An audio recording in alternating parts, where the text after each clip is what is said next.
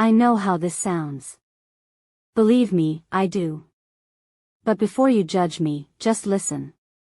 Because I never thought I'd be the kind of woman who'd do this. I never thought I'd be the kind of wife who'd look into another man's eyes and feel something she hadn't felt in years.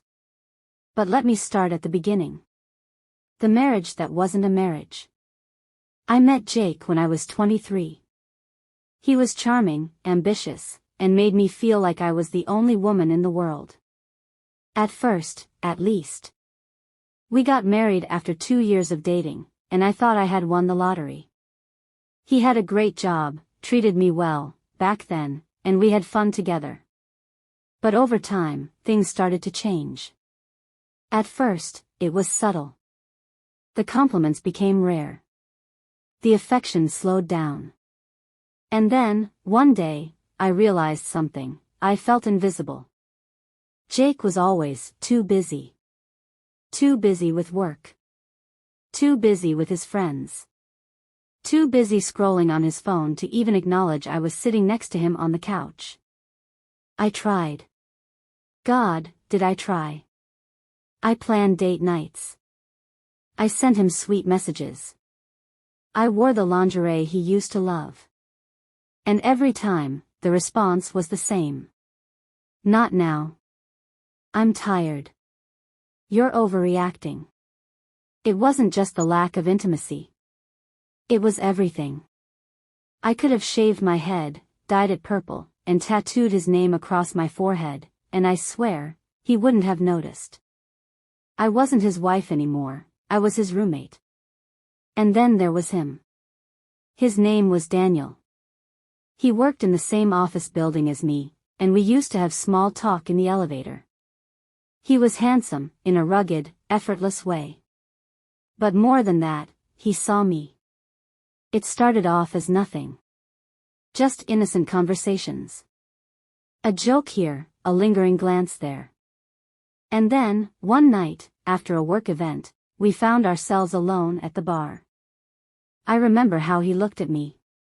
Like I was the most interesting woman in the room. Does your husband know how lucky he is? He asked. I laughed. Not because it was funny, but because it was the most absurd thing I'd heard in years. That night, we talked for hours. About life, about dreams, about things that had nothing to do with work or responsibilities.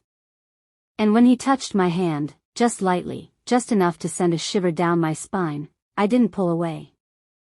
I told myself it was just flirting. Just harmless fun. Until it wasn't. The night everything changed. Jake had blown me off again. I had planned a dinner, something nice, something intimate. And he didn't even bother to text that he wasn't coming home. So I texted Daniel. I told myself I just wanted company. Someone to talk to. But deep down, I knew that was a lie. We met at a quiet little bar on the other side of town, the kind of place where no one would know us. And when he leaned in, his lips just inches from mine, I didn't hesitate. The kiss was slow, deep, and desperate, like two people who had been starving for something they couldn't name. And then we were in his apartment, our bodies tangled in sheets, in heat, in something I hadn't felt in years. Passion. Desire. Being wanted. And when it was over, I didn't feel guilty. I felt alive. The aftermath. I wish I could tell you I was racked with guilt, that I went home and confessed everything to Jake, begging for forgiveness. But I didn't. Because the truth was, I didn't want his forgiveness. I wanted more. More than being ignored. More than being an afterthought. More than a cold bed and an empty heart. I didn't leave Jake right away. I gave him one last chance. I sat him down, looked him in the eyes, and told him everything I was feeling. How lonely I was. How neglected I felt. How much I needed him to see me again. He barely looked up from his phone. "You're being dramatic," he said. That was the moment I knew. Knew that I had already left him in my heart long before I had ever been in Daniel's bed. I filed for divorce the next week. Do I regret it? No. I regret that I let myself feel unworthy for so long. I regret that I spent years waiting for a man who had already emotionally left me. But the affair? No. Because that night with Daniel reminded me of something I had forgotten. I was still alive. I was still desirable. I was still worth it. And I wasn't going to waste another second being unseen. Let the world judge me if they want. I don't care. Because for the first time in years, I finally feel free. The day I walked out of that house for the last time, I expected to feel sadness. Maybe even regret. But I didn't. I felt relief. Jake didn't fight for me. He didn't beg me to stay. Hell, he barely reacted when I handed him the divorce papers. He just signed them with a sigh, like I was asking him to sign for a package he didn't remember ordering. And that's when it really hit me. I had spent years breaking my heart over a man who had never truly held it in the first place. I moved into a small apartment across town. It wasn't much, but it was mine. No more waiting up for a husband who never came home. No more cold, empty bed. No more pretending to be happy in a marriage that had died years ago. Daniel and me. You're probably wondering about Daniel. We kept seeing each other after I left Jake, but I was careful. I didn't want to fall into another relationship just because it felt good. I needed to heal, to figure out who I was outside of being someone's wife. But Daniel, he was patient. He didn't rush me. He didn't push. He just showed up. Dinners after work. Long walks through the city. Conversations that lasted until sunrise. For the first time in forever, I felt like I was with someone who actually cared about me. Not what I could do for them, not what I represented, but me. And when he told me he was falling in love with me, I believed him. Because I was falling too. Jake's reality check. The first time Jake saw me with Daniel, I saw something on his face I had never seen before. Regret. It was at a coffee shop near my new apartment.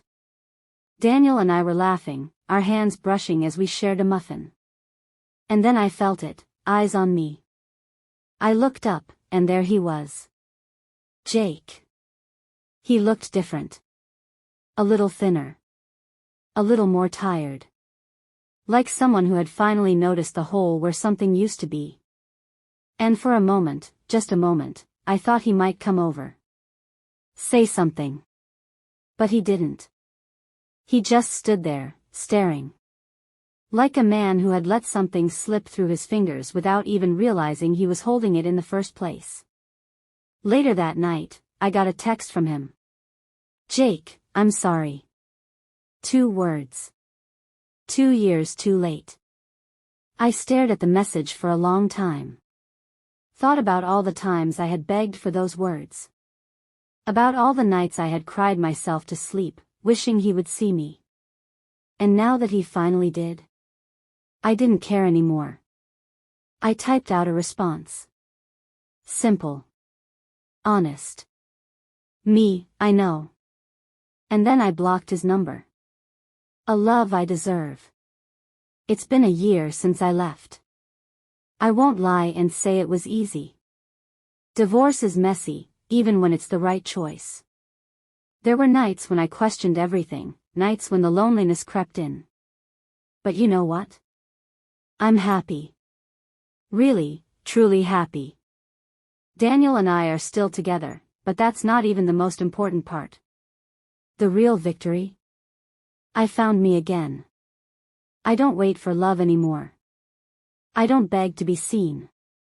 I don't settle for being an afterthought in my own life. And if that makes me the villain in someone else's story, so be it. Because in my story, I finally became the hero. A year ago, I walked away from a life that suffocated me. Today, I wake up next to a man who adores me. But more importantly, I wake up as a woman who adores herself. Jake? I don't think about him much anymore. Last I heard, he tried to date again, but every relationship fizzled out. Maybe he finally realized that love isn't just about having someone there, it's about valuing them when you do. As for Daniel and me, we're taking things slow. Love isn't something I rush into anymore. I don't need to prove myself. I don't need to beg for affection. I'm enough, just as I am. Sometimes, I still get messages from people who knew Jake and me. People who whisper words like homewrecker and selfish. But here's the thing, my home was wrecked long before I ever strayed. And selfish? Maybe. But if loving myself enough to walk away from neglect makes me selfish, then I'll wear the title proudly. Because I refuse to apologize for saving myself. For choosing happiness. For choosing me. The end.